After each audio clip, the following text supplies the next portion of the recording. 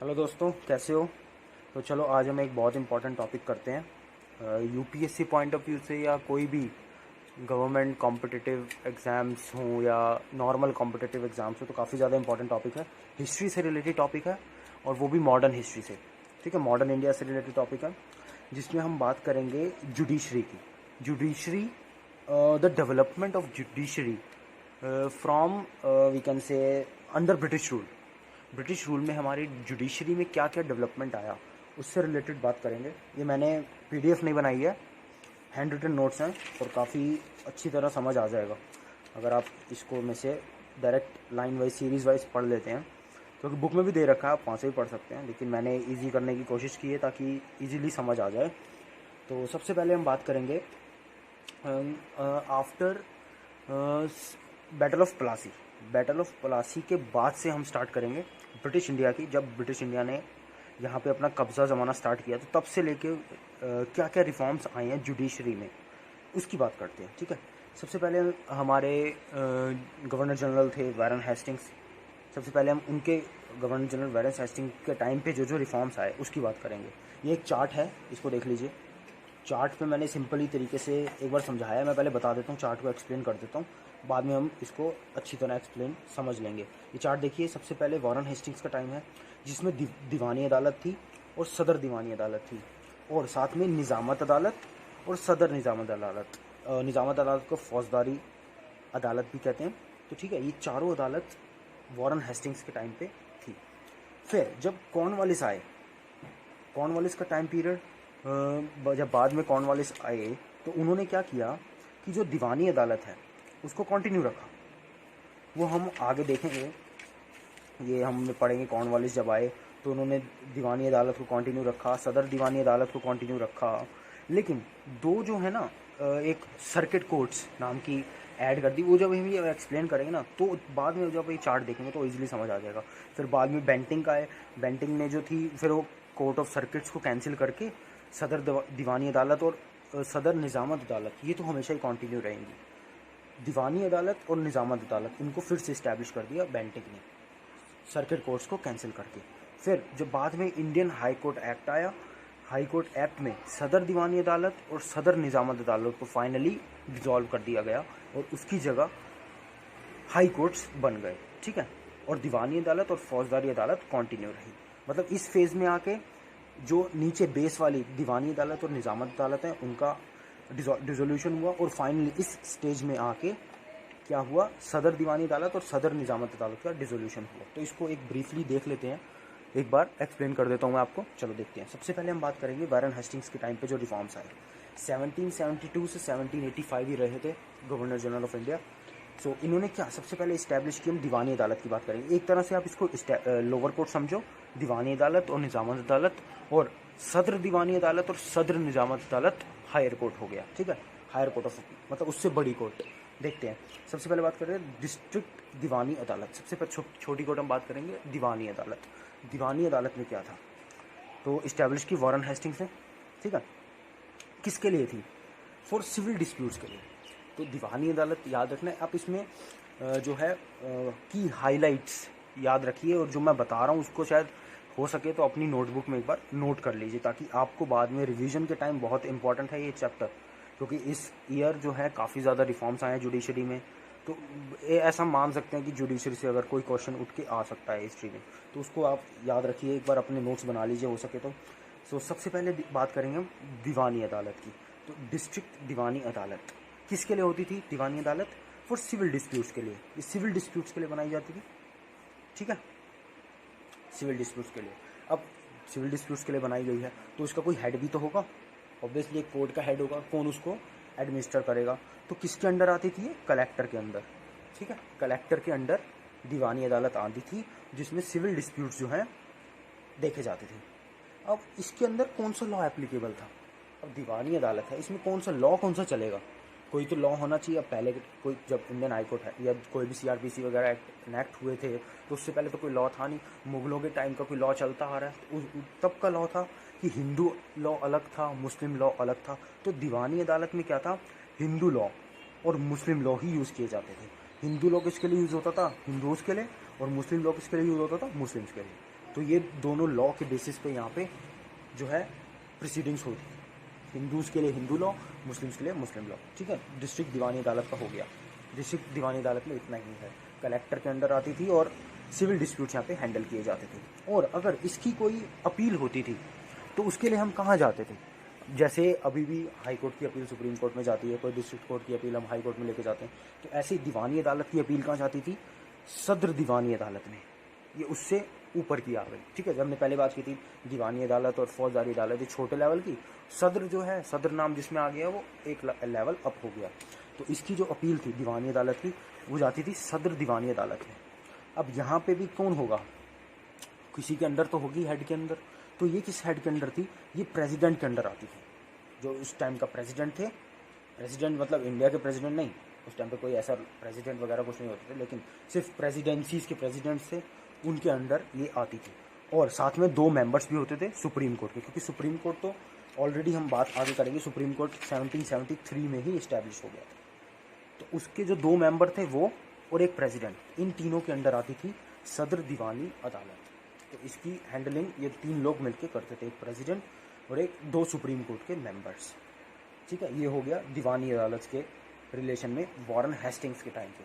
अब Warren Hastings के time पे 2 कोर्ट थी, एक तो हो गई दीवानी अदालत, दूसरी थी फौजदारी अदालत। ठीक है, 2 कोर्ट याद रखिए, दीवानी अदालत, दूसरी फौजदारी अदालत। अब डिस्ट्रिक्ट फौजदारी अदालत में भी एक छोटी होगी एक बड़ी होगी, तो जो छोटी थी उसका नाम था डिस्ट्रिक्ट फौजदारी अदालत। ठीक है, अब नाम से ही पता चल रहा है फौजदारी, तो फौजदारी किसके लिए हो गई? क्रिमिनल डिस्प्यूट्स के लिए। जैसे वो थी सिविल डिस्प्यूट्स के लिए, ये हो गई क्रिमिनल डिस्प्यूट्स के लिए। ठीक है, डिस्ट्रिक्ट फौजदारी अदालत। अब इसका भी कोई हेड होगा, कौन होगा? ये किसके अंडर आती थी? Indian officer. ठीक है, इंडियन ऑफिसर नाम का एक पोस्ट बनाई हुई थी, इंडियन ऑफिसर। वो ऑफिसर जो थे इसके अंडर ये डिस्ट्रिक्ट फौजदारी अदालत आती थी। और जो देखो इसमें भी जो है ना, फौजदारी अदालत में भी जो लॉ यूज़ होता था वो हमारा ट्रेडिशनल लॉ जो मुगल्स के टाइम का चलता हुआ आ रहा है, या मुस्लिम। अब इस फौजदारी अदालत में बेसिकली मुस्लिम लॉ यूज़ किया जाता था। ठीक है, क्योंकि ये जो फौजदारी अदालत है टोटली मुस्लिम्स के लॉ पे बेस्ड थी। तभी जो इंडियन ऑफिसर था उसको कौन एडमिनिस्टर करता था? काजीज़ और मुफ्तीज़, ये 2 लोग इंडियन ऑफिसर्स को असिस्ट करते थे कि फौजदारी अदालत में प्रोसीडिंग्स कैसे चलेंगी। ठीक है, तो फौजदारी अदालत हो गई, टोटली मुस्लिम लॉ के अंडर आती है। मतलब जो यहाँ पे लॉ को हम कंसीडर करते हैं वो मुस्लिम लॉ है। और इसके हेड कौन होते थे? एक तो होते थे इंडियन ऑफिसर और दूसरे एक और हेड होते थे कलेक्टर्स। कलेक्टर्स भी इसके हेड होते थे। तो 2 हेड हो गए डिस्ट्रिक्ट फौजदारी अदालत के, एक इंडियन ऑफिसर और एक कलेक्टर्स। ठीक है, ये हो गया लोअर लेवल की फौजदारी अदालत। अब इसी का एक अपर वर्जन देख लेते हैं। फौजदारी अदालत में जो अपील, मतलब फौजदारी अदालत की अपील कहाँ जाएगी, वो होती थी सदर निज़ामत अदालत। सदर निज़ामत अदालत। ठीक है, तो अब देखते हैं सदर निज़ामत अदालत। अब इसका भी कोई हेड होगा और इसका भी कोई लॉ होगा। देखते हैं इसका हेड कौन था? Deputy Nizam is the head of सदर निज़ामत अदालत। तो सदर निज़ामत अदालत किसके अंडर आती थी? डिप्टी निज़ाम के अंदर। जो कौन होता था? एक इंडियन मुसलमान। तो ये भी क्या है? मुस्लिम लॉ के बेसिस पे है। ठीक है, जो इंडियन भारत का एक मुसलमान जो होगा वो सदर निज़ामत अदालत का हेड होगा। क्योंकि ये सब लॉ हम मुसलमानों की बात करें, क्योंकि मुग़ल टाइम के लॉ चलते आ रहे हैं, उसी को आगे कैरी फॉरवर्ड किया गया। तो ये भी किसके बेसिस पे होगी? एक मतलब किसको कंसीडर किया जाएगा? एक इंडियन मुस्लिम को ही यहाँ का हेड बनाया गया।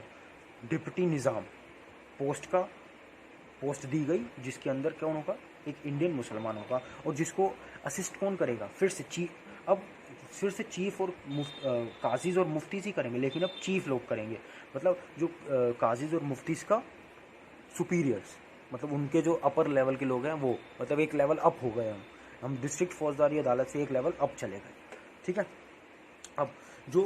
अब मान लो ये क्रिमिनल कोर्ट है, क्रिमिनल डिस्प्यूट्स यहाँ पे हैंडल किए जाते थे कहाँ? डिस्ट्रिक्ट फौजदारी में। अब क्रिमिनल कोर्ट्स में क्या होता है कि आपको कैपिटल पनिशमेंट भी दी जाती है। ऑब्वियसली आपको कैपिटल पनिशमेंट भी दी जाएगी, या कोई भी प्रोसीडिंग आपके अगेंस्ट होती है तो उसका अप्रूवल चाहिए। अब कोई भी, जैसे अभी हम बात करें कैपिटल पनिशमेंट, अब हाई कोर्ट से ही मिलती है कैपिटल पनिशमेंट हम कह सकते हैं। तो ऐसे ही अब कैपिटल पनिशमेंट या फौजदारी कोर्ट में कोई कैपिटल पनिशमेंट देनी है, कन्फिस्केशन करना है प्रॉपर्टी का, तो उसका अप्रूवल कौन देगा? तो फौजदारी अदालत, डिस्ट्रिक्ट फौजदारी अदालत में अप्रूवल चाहिए तो सदर निजामत अदालत के पास जाना पड़ता था। तो मतलब हम कह सकते हैं ये इसी का अपर हैंड है, तो अप्रूवल इससे आएगा, अपर हैंड से आएगा लोअर हैंड को। तो यहाँ पे अप्रूवल सदर निजामत अदालत में ही अप्रूवल होता था कोई भी कैपिटल पनिशमेंट का और कोई भी एक्विजिशन ऑफ प्रॉपर्टी का कोई केस होता था। तो ठीक है, और वारन हेस्टिंग्स के टाइम पे ही ये क्वेश्चन बहुत इंपॉर्टेंट है कि सुप्रीम कोर्ट का इस्टेब्लिशमेंट वारन हेस्टिंग्स के टाइम पे ही हुआ। एक की पॉइंट्स हैं ये सारे, जो जितने भी मैं आपको बता रहा हूँ ना, ये सब की पॉइंट्स हैं, एग्जाम पॉइंट ऑफ व्यू से काफ़ी ज़्यादा इंपॉर्टेंट है। तो इसको पी जाओ, एकदम घोल के पानी में पी जाओ, एक तरह से टिप्स भी होने चाहिए आपके। ठीक है, सुप्रीम कोर्ट का इस्टेब्लिशमेंट हुआ कहाँ पे सर? कैलकाटा में सबसे पहले इस्टेब्लिशमेंट किया गया था। किसके तहत किया गया था? Regulating act 1773। हमने बात की वारन हेस्टिंग्स की, तो वारन हेस्टिंग्स का टाइम पीरियड ही 1773 से था। तो उनका रेगुलेटिंग एक्ट जब आया तो उसी में ही सुप्रीम कोर्ट इस्टेब्लिश हो। क्वेश्चन आ सकता है कि सुप्रीम कोर्ट इस्टेब्लिश्ड जब हुई तो कौन सा गवर्नर जनरल के हाथ था इसके पीछे? तो मतलब उस टाइम पे कौन गवर्नर जनरल था? आप लिख देंगे वारन हेस्टिंग्स। तो ये याद रखिए, टाइम पीरियड काफ़ी इंपॉर्टेंट है। टाइम पीरियड वैसे कोई एग्जाम में पूछेगा नहीं, जैसे आप हाई लेवल के एग्जाम दें तो टाइम फ्रेम कौन से ईयर में आया, कैसे आया, वो तो कोई नहीं पूछेगा, बट आपको पता होना चाहिए कि कौन से गवर्नर जनरल थे उस टाइम पे, जिस टाइम पे ये आया। ठीक है, कैलकाटा में इस्टेब्लिश हुई। किसके लिए क्या इस्टेब्लिश हुई थी सुप्रीम कोर्ट? क्या इंडियंस के लिए इस्टेब्लिश हुई थी? नहीं, अभी तो सिर्फ इंडियंस में जो पॉलिटिकल इंटरेस्ट है वो जागा नहीं था, ऑलरेडी जाग चुका था। मतलब हाई लेवल का इंटरेस्ट, हम वहाँ की पार्लियामेंट की अगर हम बात करें, ब्रिटिश पार्लियामेंट का इंटरेस्ट अभी तक नहीं जागा, वो तो 1850s के बाद जागा। तो अभी तक तो कंपनी इस्टेब्लिश है, तो कंपनी के जितने भी मैटर्स हैं उसके लिए ही कैलकाटा में जो है सुप्रीम कोर्ट इस्टेब्लिश किया गया। ठीक है, ठीक है। और अब सुप्रीम कोर्ट है, सुप्रीम कोर्ट की जुरिस्डिक्शन की अगर हम बात करें तो सुप्रीम कोर्ट में कई तरह की जुरिस्डिक्शंस होती हैं। तो इसके पास जो सुप्रीम कोर्ट यहाँ इस्टेब्लिश किया गया था, इसके पास ओरिजिनल और एपेलेट दो जुरिस्डिक्शन थी। ओरिजिनल मतलब इसके पास कोई आ सकता है, और एपेलेट मतलब अपील की जुरिस्डिक्शन, दो जुरिस्डिक्शन। अभी हमारे पास जुरिस्डिक्शन देखोगे तो काफ़ी होती है जुरिस्डिक्शन, वो हम उसके लिए एक अलग टॉपिक बनाएंगे सुप्रीम कोर्ट का, तो उसमें बताएंगे कि कौन कौन सी जुरिस्डिक्शन का क्या क्या मतलब है और कब कब यूज़ की जाती है, क्योंकि उसके भी पॉइंट्स होते हैं। इसके पास जो थी दो जुरिस्डिक्शन है, एक ओरिजिनल और एक एपेलेट। ठीक है, तो यही था जो डेवलपमेंट था। वारन हेस्टिंग्स का हो गया। अब हम बात करेंगे कॉर्नवालिस की। तो वारन हेस्टिंग्स के बाद आएंगे कॉर्नवालिस। ठीक है, कॉर्नवालिस के टाइम पे देखेंगे हम क्या क्या रिफॉर्म्स आए। तो सबसे पहले बात करते हैं कॉर्नवालिस के टाइम पे। जो हमने देखा था, पहले 4 अदालत फॉर्म हो चुकी हैं। एक हो गई दीवानी अदालत, एक हो गई सदर दीवानी अदालत, एक हो गई फौजदारी अदालत, एक सदर निजामत अदालत। तो 4 अदालत फॉर्म हो चुकी हैं और एक सुप्रीम कोर्ट, 5 हो गए। ठीक है, कॉर्नवालिस जी आए 1786 से 1793 तक। तो कॉर्नवालिस के आते ही जो 4 अदालत हमारे पास पहले ही थी, हम बेसिक बड़ी बड़ी अदालत जो मेन हमारी है, जो जिसमें रिफॉर्म्स आए उसकी बात करेंगे। दीवानी अदालत, सदर दीवानी अदालत, डिस्ट्रिक्ट फौजदारी अदालत एंड सदर निजामत अदालत। जो 4 अदालत थी ऑलरेडी, अब कॉर्नवालिस आ गए। ठीक है, कॉर्नवालिस के आने के बाद क्या हुआ, जो दीवानी अदालत है, तो देखो ध्यान से देखें, दीवानी अदालत को जो है डिस्ट्रिक्ट, सिटी और ज़िला कोर्ट बना दिया गया। देखो चेंजेस हो रहे हैं ये सारे। दीवानी अदालत नाम उसका सेम ही रहा, दीवानी अदालत, लेकिन उसको डिस्ट्रिक्ट, सिटी और ज़िला की कोर्ट बना दिया गया है। जो पहले एक कलेक्टर के अंदर आती थी ना, उसको डिस्ट्रिक्ट जज के अंदर डाल दिया गया। तो ये चेंज आया दीवानी अदालत में कॉर्नवालिस के टाइम पे। ठीक है, ये इंपॉर्टेंट पॉइंट है। ठीक है, अब देखते हैं सदर दीवानी अदालत में क्या ट्रांसफॉर्मेशन आया। सदर दीवानी अदालत में कोई ट्रांसफॉर्मेशन नहीं आया, कोई जो है इसका चेंज नहीं किया गया, नाम या कुछ जुरिस्डिक्शन कुछ भी चेंज नहीं किया गया, बल्कि एक नया इस्टेब्लिश कर दिया गया कैलकाटा में। सदर दीवानी अदालत का एक सदर दीवानी अदालत जो है फॉर्म कर दी गई कैलकाटा में।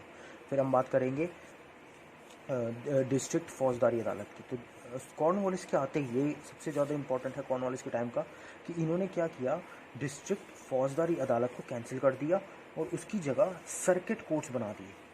सर्किट कोर्ट्स बना दिए 4 जगह पे। ठीक है, सर्किट कोर्ट्स इस्टेब्लिश किए 4 जगह पे।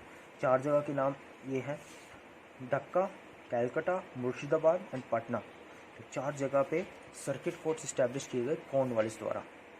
डिस्ट्रिक्ट फौजदारी अदालत को हटा के।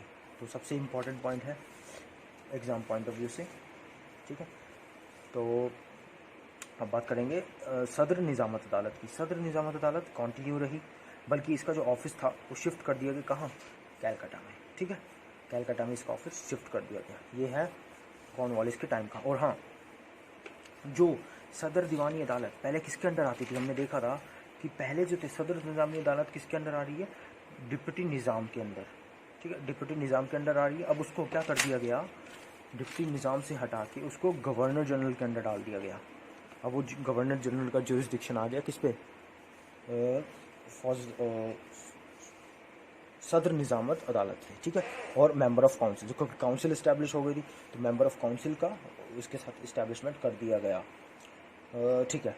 और असिस्टेंट्स तो अभी भी चीफ काजी और चीफ मुफ्ती का ही रहेगा। तो ये चेंजेस आए थे। देखो, एक सबसे इम्पोर्टेंट बात है कि जितनी भी अदालत हैं सारी, जितनी भी चार हमने पढ़ी हैं, चार, ठीक है, चारों में कौन सी लैंग्वेज यूज़ होती थी, पर्शियन लैंग्वेज। चारों में जो जुरिस्डिक्शन होता था वो पर्शियन लैंग्वेज में होता था, क्योंकि नाम से पता चलता है तो चीफ गाजी हैं, चीफ मुफ्ती हैं, सब यही लोग जो है वहाँ पे असिस्ट कर रहे हैं। तो इनकी लैंग्वेज जो है मुग़ल टाइम की अगर हम देखें तो पर्शियन लैंग्वेज में ज़्यादा फ्रिक्वेंट रहे हैं वो, इसीलिए जो इन कोर्ट्स में जो लैंग्वेज यूज़ होती थी वो पर्शियन यूज़ होती थी। अब पहली बार कॉर्नवालिस के जो इम्पोर्टेंट पॉइंट्स हैं, कॉर्नवालिस के टाइम पे सबसे पहली बार सिविल कोर्ट्स इस्टेब्लिश किए गए। ये एक पॉइंट बनता है, सिविल कोर्ट्स का इस्टेब्लिशमेंट किया गया।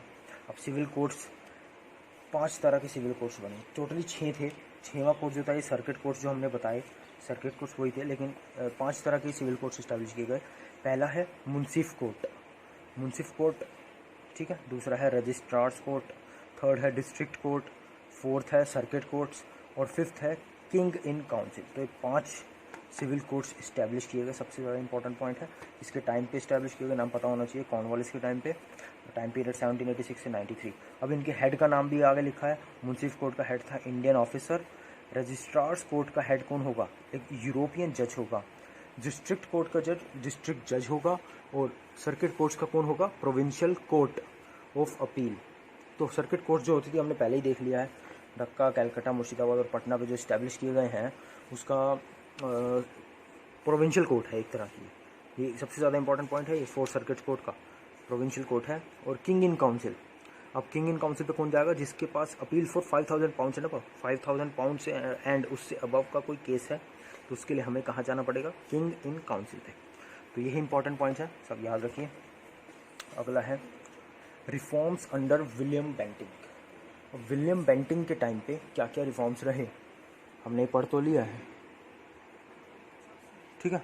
अब देखते हैं रिफॉर्म्स अंडर विलियम बेंटिंग।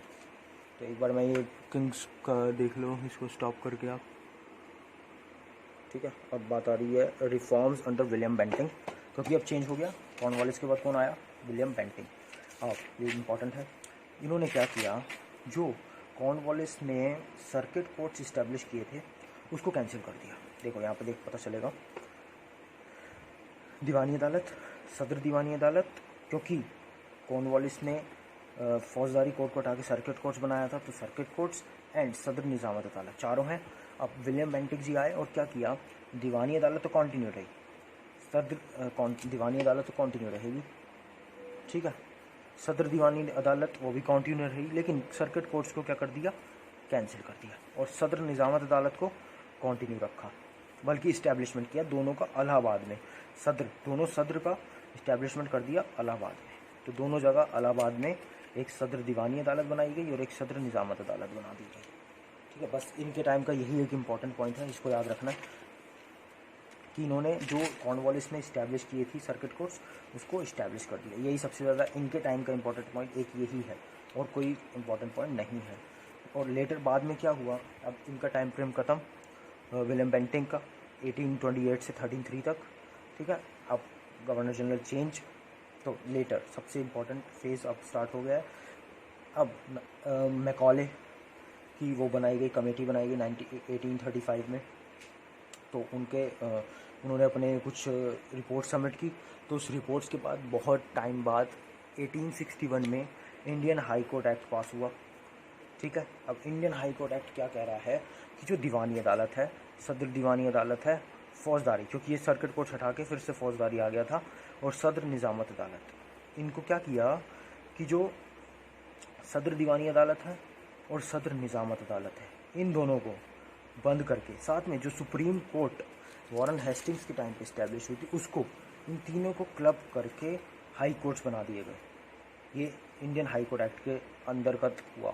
तीनों को, सदर निज़ामत अदालत, सदर दीवानी अदालत और सुप्रीम कोर्ट को, तीनों को मर्ज करके Calcutta, Bombay and Madras high court बना दिए गए, और फौजदारी अदालत और दीवानी अदालत कंटिन्यू रही। तो यही है पूरा फेज़ तीनों का। ये पूरा चार्ट है जिसमें वॉरेन हेस्टिंग्स, कॉर्नवालिस, बेंटिक, सबका फेज़ दे रखा है, कैसे कैसे आगे बढ़ा और कैसे कैसे हम रेजोल्यूशन तक पहुँचे हैं। तो अभी के लिए ये इतना ही है, बाकी कुछ होगी इसमें ज़रूरत तो मैं वीडियो अपलोड कर दूँगा। तब तक के लिए थैंक यू सो मच।